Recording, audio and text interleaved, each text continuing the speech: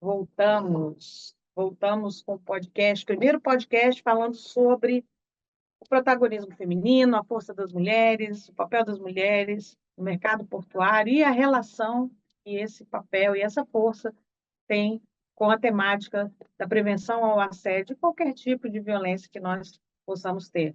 Essa iniciativa é uma iniciativa do CPEC, para você que está nos acompanhando. Nós estamos agora com Fernanda Anchieta, já tivemos uma primeira entrevistada. Quem perdeu, por favor, depois resgate isso, porque tivemos muitos bons insights que fazem com que a gente tenha uma narrativa muito mais robusta pelo fortalecimento do mercado de trabalho. Fernanda, muito obrigada por estar conosco hoje.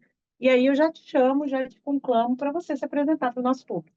Boa tarde, gente. Primeiro eu queria agradecer o ICETEC pelo convite, a Karina também. Eu sou a Fernanda Anchieta, eu tenho atuação há cerca de 30 anos, já vou entregar a minha idade, né, gente? 30 anos na área de gestão de pessoas, eu tenho mestrado em cultura e governança e atuo com todas as verticais de gestão de pessoas. Além disso, sou docente da FAESA. É um prazer estar aqui para falar de um tema tão importante. Você que tem uma experiência tão longeva em gestão de pessoas, eu quero já começar te provocando e te perguntando justamente porque esse público que está lá do outro lado pode querer saber também como é que o protagonismo feminino pode impactar de forma positiva para que a gente consiga formatar uma agenda e principalmente ações afirmativas em relação à questão da prevenção da violência organizacional. Pois é, uma boa pergunta, Karina. A gente fala de protagonismo feminino, a gente traz diversos insights desde ao longo da nossa trajetória enquanto mulheres, né? De assumir diversos papéis nas esferas familiares e dentro do trabalho, e isso nos traz uma série de reflexões, porque conforme a Flávia tinha falado no comentário anterior, né? A gente vem de uma história da gente buscar espaços de ascensão dentro das nossas carreiras, né? Espaços de liderança. E trazendo um recorte sobre isso, e é um desafio diário, a Associação Brasileira de Entidades Portuárias e Hidroviárias no Brasil, ela coloca o seguinte, que as mulheres têm 17,3% das vagas no setor. E trazendo esse recorte também para o Porto, né, 22% das vagas de liderança, somente 5,9% ficam no papel das mulheres. Então, a gente tem um desafio aí muito grande nas organizações de promover a questão do acesso à diversidade. E muitas empresas, muitas organizações já estão trazendo esse recorte no papel. Né, e o RH acaba sendo um papel, acaba trazendo um papel de disseminador de uma nova cultura de inclusão, trazendo iniciativas onde as mulheres consigam ter acesso aos novos papéis. E aí a gente também traz um viés de cultura muito forte de espaços portuários serem denominativamente, particularmente masculinos. E aí é um estigma, né, e uma barreira que a gente precisa quebrar. Assim como existem carreiras que não são meramente masculinas, também são femininas, né? Isso a gente tem passado no ambiente de transporte, no ambiente, né, aeronáutico, né? Então, é um papel muito forte, onde o RH acaba tendo um papel fundamental dentro desse contexto. Para quem não pegou no comecinho, meu nome é Karina Show e eu sou especialista em violência organizacional, eu sou da área de compliance comportamental e trabalho também com as temáticas de gerenciamento de estresse e felicidade corporativa. E uma das coisas que a gente mais tem visto, Fernanda, com relação à questão da violência organizacional, é que quando a gente recebe muitas vezes denúncias, e aí a gente que trabalha na área às vezes recebe Instagram, através de e-mail, a pergunta que não quer calar é: sempre me perguntam isso. Quando eu estou sendo assediada, a quem eu recorro? A orientação sempre que a gente sempre orienta é: vá ao RH, procure o RH, até para fortalecer essa pauta em relação ao RH. E aí as pessoas respondem muitas vezes que foram no RH e nada aconteceu. Para a pessoa que muitas vezes procura o RH e não sente a segurança necessária, e aí a gente está falando de um recorte importante para a gente fortalecer, inclusive, a gestão de pessoas, qual seria a tua dica, a tua orientação em relação àquele profissional do RH que recepciona uma denúncia em relação a assédio, ou qualquer tipo de violência corporativa e que muitas vezes não sabe como direcioná-lo? Excelente pergunta, Karina. O RH tem um papel muito forte como agente de mudança organizacional, né? Ele tem que ser o disseminador da cultura, inclusive cumprindo o papel dessas novas ações de inclusão.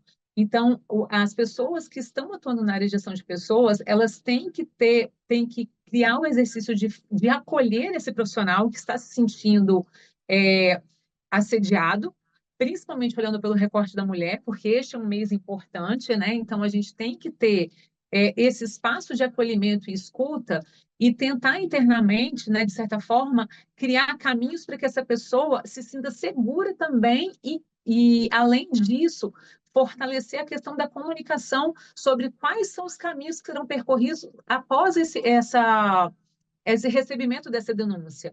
E aí, trazendo um recorte legal já, antecipando, né, existe uma legislação em que agora trata a respeito disso. Né? Então, as empresas elas têm que proporcionar um canal de acolhimento e denúncia para este profissional que está se sentindo dessa forma. Então, o RH ele é um agente de mudança. Então, turma de gestão de pessoas, recebam essa pessoa que já está já está desconfortável, né, em tá denunciando, em estar abrindo, né, se colocando numa posição de fragilidade, para que, de fato, a gente consiga cumprir o papel de acolher essa pessoa. Porque, além disso, já estou dando spoiler, pode advir outras consequências. A pessoa pode adoecer no ambiente de trabalho. E aí o adoecimento, por essas questões psicológicas, tem aumentado, né? Até um contexto da Previdência Social que a maior parte dos afastamentos estão acontecendo por doenças da alma, não são doenças físicas. Então, a gente também tem que pensar neste acolhimento para que essa pessoa também não adoeça mais. E é interessante você trazer isso, Fernanda, porque quando a gente fala do fortalecimento da gestão de pessoas, nós estamos falando inevitavelmente da relação que o RH tem com as equipes de compliance. Para quem não sabe, para quem não ouviu falar esse nome, acho um pouco difícil, porque a nossa audiência é muito qualificada, o compliance ele vem no Brasil a partir de 2013, num fortalecimento muito grande para que a gente consiga promover e disseminar boas práticas no ambiente organizacional. Mas de nada adianta nós fazermos boas normas se nós não soubermos lidar com as pessoas. Normas são feitas para as pessoas. E aí, Fernanda, eu quero te ouvir. Essa relação que existe entre o RH e o compliance para promoção de boas práticas tem funcionado? Tem funcionado, não da forma como a gente gostaria, mas eu acho que também é uma mudança de modelo mental. A gente tem, enquanto disseminador de cultura, a gente tem que fortalecer a questão da comunicação e promover espaços mesmo de fato de escuta, para que, de fato, o compliance e a área de gestão de pessoas estejam alinhados e estejam sempre falando o mesmo discurso, utilizando o mesmo discurso, porque a gente precisa, de fato, disseminar que é importante haver esse espaço, né, de acolhimento e denúncia, e informar também, né, como eu falei que a comunicação tem que surgir de uma forma homogênea, onde todas as esferas, né, desde a alta gestão até, né, a parte operacional, elas têm que entender qual a parte que os cabe e quais são os impactos, né, da prática do assédio, e quais são as sanções também para se há algum comportamento que se enquadre na questão do compliance. Eu gosto muito quando você fala da questão do acolhimento, a gente conversava aqui nos bastidores antes da gente entrar, e para falar de denúncia, a gente tem que falar, obviamente, de segurança psicológica, que é uma pauta que tem sido muito recorrente, tanto na iniciativa privada quanto na administração pública. E aí você traz essa palavra e a gente precisa pensar um pouco o quanto o mercado de trabalho, não é, Fernanda, mudou. A gente tem aí a questão do home office, hoje tão debatido, se voltamos com presencial totalmente nas empresas que adotaram home office, a questão da semana de 4 dias, e aí veio a chamada informatização. A informatização ela impactou muito o mercado de trabalho e pesquisas comprovam que nós teremos em torno de 300, não 300 mil, mas 300 milhões de postos de trabalho no mundo inteiro nos próximos 5 anos que deixarão de existir ou serão transformados. Como é que a gente pode trabalhar uma política de gestão de pessoas mais humanizada? E aí a gente está falando da área portuária, que é uma área tão significativa e que tem um aspecto super destacado no mercado brasileiro. Pois é, Karina. Aí a gente traz diversos recortes também, novamente, sobre essa temática. Porque o mundo está envelhecendo, né? Então, quando a gente fala da informatização e das novas competências, a gente também tem que falar do desafio da intergeracionalidade, ou seja, de trabalhar com diversas pessoas, com diversas idades, dentro de um mesmo ambiente, e no desafio também de equacionar as competências, né? Técnicas e comportamentais dessa turma toda, né? Da geração Z, da próxima geração Alfa e da geração X, que é a geração que a gente se encontra, né? Que a maior parte da população brasileira se encontra. Então, trazendo sobre a sua pergunta, o grande desafio da gente trabalhar essas competências e trazer isso. Deixa eu voltar aqui, que a linha de raciocínio acaba sendo muito.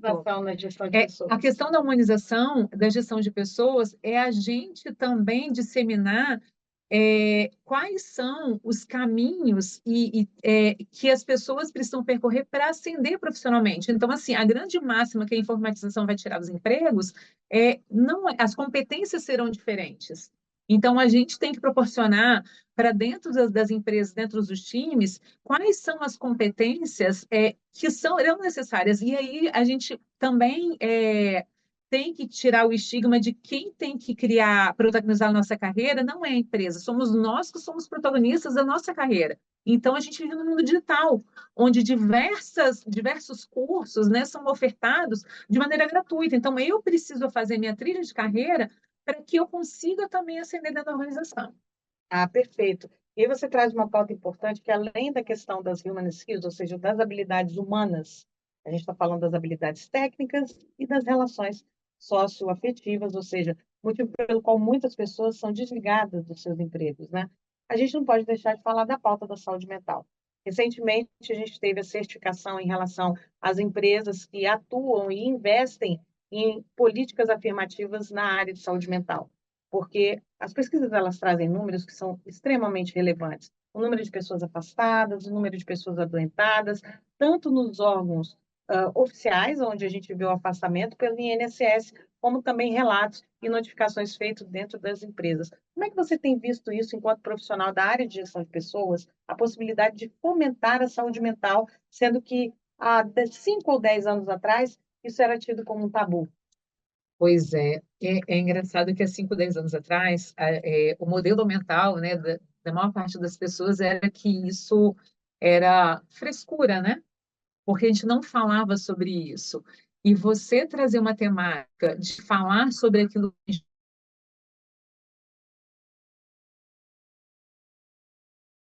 e as lideranças, elas precisam ter um papel fundamental de poder oferecer espaços seguros de escuta, porque ao passo que todo mundo pensa que quem faz gestão de pessoas é o RH, não. O RH está como agente de mudança para que as pessoas continuem sendo o centro das organizações, né? O maior capital das organizações são as pessoas. É através das pessoas que nós geramos resultados. E o RH tem como papel empoderar a liderança, trazer instrumentos para a liderança, para que a liderança consiga acolher essas pessoas que estão adoecidas.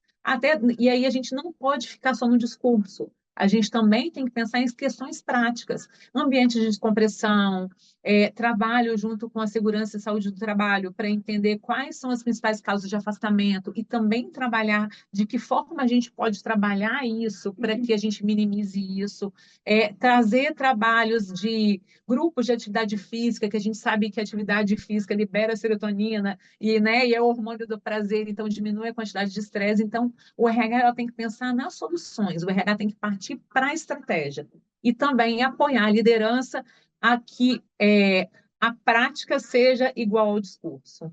Perfeito. E a gente, quando fala de saúde mental, a gente tem que trazer números, né? Eu, como pesquisadora, eu não posso deixar isso passar em branco. Na área portuária, a gente tem números muito significativos. Mundialmente falando, a gente gira em torno de 25% dos casos em relação à questão da saúde mental. No Brasil, é 75%. E esses números são números que muitas vezes são subnotificados. A gente teve recentemente, além da certificação em relação à saúde mental, nós tivemos também a ANR que trouxe essa obrigatoriedade de treinamentos em relação à prevenção de violência organizacional, que tem a ver com saúde mental, e que também trouxe a obrigação de treinamentos em outras formas de violência e fortalecimento dos canais de comunicação. Como é que você tem visto isso dentro das empresas? Como é que isso tem sido colocado para um mercado que até então conservador, muitas vezes pode não entender como prioritário na hora de investimento? Pois é, boa pergunta, Karina. Assim, é uma lei que precisa ser cumprida, né? Que a gente precisa criar ações para que se cumpra. E a importância de você treinar, né? Fomentar treinamentos sobre a NR5 em todas as camadas, né? Em todas as áreas da empresa é importante. E aí eu precisam ser treinadas de uma forma mais efetiva, até porque serão a forma de que forma a empresa vai estar tratando e como é que ela vai estar criando esse fluxo de atendimento à NR5. Então, é importante que todo o ciclo seja treinado e que a empresa também crie e estabeleça canais, né, de acolhimento e denúncia também para o cumprimento da NR. E como todo bom brasileiro, né, a gente sabe que muitas empresas ainda estão no modelo mental de que isso daqui a pouco precisa ser cumprido, então ela vai para um rol lá de prioridades, mas a gente também precisa trabalhar isso. E o setor portuário tem um grande desafio por ter o estigma, né, de ser um ambiente muito masculinizado e onde a gente precisa também quebrar esse estigma, esse estereótipo. E aí a gente precisa falar das mulheres, né? Nós mulheres, enquanto protagonistas dessa transformação, que é a nossa pauta principal. As mulheres, elas têm mais desafios no mercado de trabalho. Eu costumo dizer sempre nas palestras que os homens não imaginam o que é o amor, o sabor e a dor de ser mulher no mundo em que vivemos hoje. E no mercado portuário não seria diferente. Como é que você orienta alguém que busca essa oportunidade no mercado, sabendo que, além dos desafios do ponto de vista técnico, ou seja, o número de vagas que são restritas em relação às operações que muitas vezes são desenvolvidas, mas também com relação a outros tipos de desafio, como a questão da discriminação, do preconceito, como é que você orienta um profissional que hoje buscasse essa oportunidade no mercado de trabalho? Sobre a busca da mulher no mercado de trabalho, principalmente portuário, é de fato você entender qual carreira que você quer, né, seguir nessa área. Homens, não somos nós contra vocês, somos nós junto com vocês, né? E a gente entender quais os espaços que a gente quer ocupar e buscar qualificação, né, técnica, e algumas comportamentais as mulheres já trazem, né? Já no nosso DNA, né, em sermos multifuncionais, em estarmos respondendo a múltiplas funções, a espaços de pressão. Então, algumas habilidades a gente a gente já aprende desde quando a gente, né, se entende por gente. E realmente reforçar essas habilidades, né? Eu entendo que para que a gente consiga ocupar o espaço que a gente quer, primeiro a gente precisa desenhar o que eu quero e criar um plano de voo, criar uma trilha de carreira e, baseado nessa trilha de carreira, entender quais são as habilidades que eu preciso desenvolver e quais eu preciso buscar. Como eu falei anteriormente, nós temos uma série aí de ferramentas, né, onde a gente consegue desenvolver essas habilidades de forma virtual, porque a tecnologia nos trouxe essas habilidades. Né, ela nos trouxe essas facilidades de buscar formação de forma, não, inclusive, não presencial. Então, nós, mulheres, a gente pode ocupar o espaço que a gente quer, independente de qual tipo de segmento onde a gente atua. A gente tem um desafio de desmistificar, né, que existem profissões meramente masculinas e meramente femininas, mas a gente tem ganhado espaço, sim. E esse número tem sido expressivo, né? As pesquisas trazem que CEOs, ou seja, os presidentes de empresa, têm ocupado cada vez mais espaço. Falava-se há pouco tempo na dificuldade que nós teríamos em relação à equidade, onde as mulheres tivessem as mesmas oportunidades dos homens. Esse número gerava em torno de 137 anos. Mas se a gente tiver maiores oportunidades, com certeza esse número, esse tempo, ele vai diminuir e, consequentemente, a gente vai ter melhores resultados e as mulheres ocupando os espaços que elas realmente podem ocupar pela sua capacidade técnica, pelas oportunidades que surgem, sem nenhum tipo de preconceito nem discriminação. E eu quero resgatar um pouco aquilo que você falou anteriormente a respeito da questão de conflitos, né? Geracionais, por exemplo. Uhum. A gente tem uma diferença muito grande, é uma máxima que todo mundo, ou pelo menos a maioria das pessoas já ouviu, que hoje nós temos as 5 gerações trabalhando todas no mesmo espaço. Isso é inédito na história da humanidade, talvez a gente, quando tiver outro momento como esse, nenhum de nós esteja mais aqui, mas sem dúvida nenhuma, esse desafio é um grande desafio. E aí eu queria te ouvir no sentido de saber como a gente pode trabalhar, além da questão do recorte de gênero, e também dos grupos que são muitas vezes invisibilizados, minorizados, a questão da inclusão das gerações. Porque, veja, você traz um dado significativo quando a gente fala da questão da informatização, mas a gente resgatando isso para o universo dos conflitos geracionais, a gente teria outros desafios a serem encarados, não teria? Teríamos, excelente pergunta, Karina. E é engraçado que quando a gente fala dos movimentos intergeracionais, a gente fala de algumas habilidades que a geração Z não tem, são as habilidades socioemocionais e socioafetivas, que a nossa geração X e Y a gente aprendeu a desenvolver, e existem até pesquisas, né, como pesquisadora que também sou, Karina, existem pesquisas que há iniciativas de empresas para conseguir mitigar essas diferenças geracionais. E algumas das pesquisas em questionários, né, semi-estruturados falam o seguinte, que quais são as práticas por recorte por geração que essas áreas poderiam estar contribuindo. Exemplo, uma pessoa da geração X, em torno de 50 anos, trabalhando na área de tecnologia. Quais seriam os cursos, né, técnicos da hard skills que essa pessoa estaria trabalhando para que ela conseguisse chegar na mesma qualificação técnica de uma pessoa da geração Z.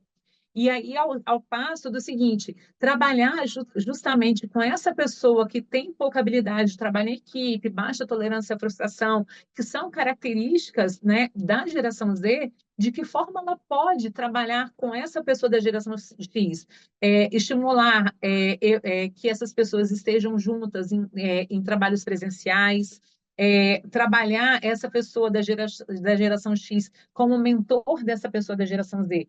Então, as empresas elas têm que também subsidiar iniciativas em que consigam trabalhar esses espaços intergeracionais e diminuir a questão dos conflitos também, porque existem conflitos intergeracionais. E esse é o maior desafio do mundo que está envelhecendo, porque a expectativa de vida tem aumentado. Então, nós estamos no mundo envelhecido.